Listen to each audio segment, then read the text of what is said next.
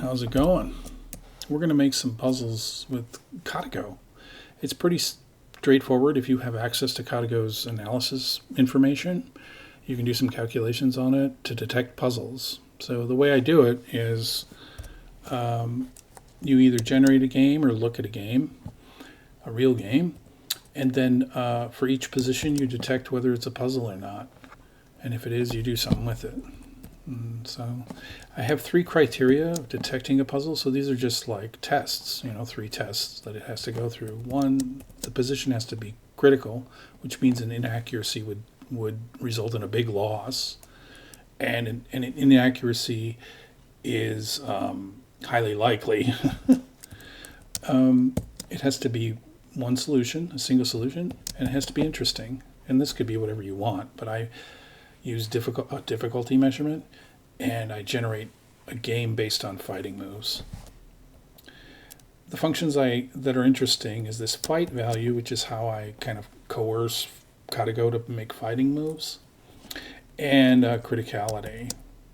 The fight value is basically if there's a bunch of local fighting, local plays in the continuation, then we decide that it's a fight, and then we score it higher. Criticality is a measurement of how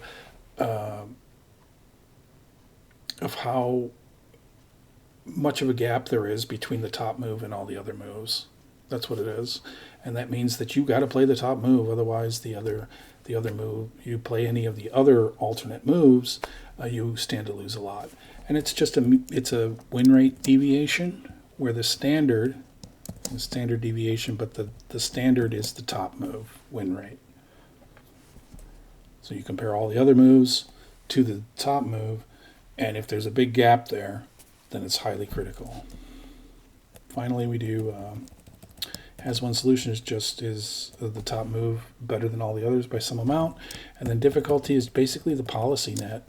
I just munge the numbers a little bit so it's more stable. Let me show you a little bit. I munge the numbers a little bit so it's more stable per position, but really it's just if KataGo knows a lot about the position, then it's obvious, and if he knows very little about the top move, I mean not the position but the top move, if he knows little about the top move, then it's a hard move to find, and if he knows a lot about the top move, then it's an easy move to find and therefore obvious. Okay, let's make a puzzle. Here we go. I'll show you how it works. I'm just going to use a minimum difficulty here just to make it quick. Higher difficulties are harder to find. So as you can see down here, it's testing it for difficulty and criticality, and then it confirms, made sure that the error rate is or the error margin is small enough for us to accept it as KataGo. We have trust KataGo to make that decision. And anyway, that's it. Let's check out our puzzle. It's an obvious one. Excellent. So you can see that some of these are really, really simple. They're critical moves that you have to make. So there's one solution, and it is a puzzle, but it's very, very obvious. So I'm going to show you the solution. So there you have it. Okay.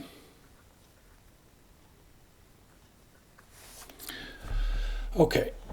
So let's go through a couple puzzles, and then that's it. I'll say goodbye. It's just so you can get a feeling of what kind of puzzles it generates. They're not your traditional Sumigo. They cover a lot of Go topics, from just judgment calls to like when to enter Ko and when not to, and all kinds of stuff. So it's kind of interesting. So anyway, I'm going to show you the puzzle, and then I'm going to show you the solution right after. So pause it if you need to, if you want to think about it. Okay, we're going to show the solution. Okay, next puzzle. Solution. Okay, next puzzle. Solution. That one was interesting. And then next puzzle. Let's kick a couple visits in there. Solution. Okay, next puzzle. This one's not so bad. Solution. And then next puzzle. Ooh, actually, as I added more visits, so this is, I'm sorry, this is the real puzzle because I added more visits. It's not what you think. Okay, solution.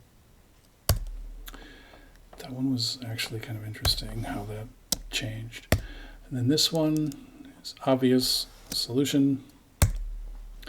Okay, next puzzle, and that's it. I'll just end with this one. And give you the solution. There you go. And then, oh, actually, I'm going to end with this one because it's kind of cool.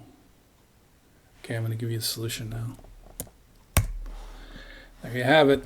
So that's it. I mean, you don't need KataQuery for this. As long as you have access to KataGo's analysis data, you can do all this kind of calculation to just batch up a bunch of puzzles if you wanted to. Anyway, thanks a lot for watching my video. Have a good day.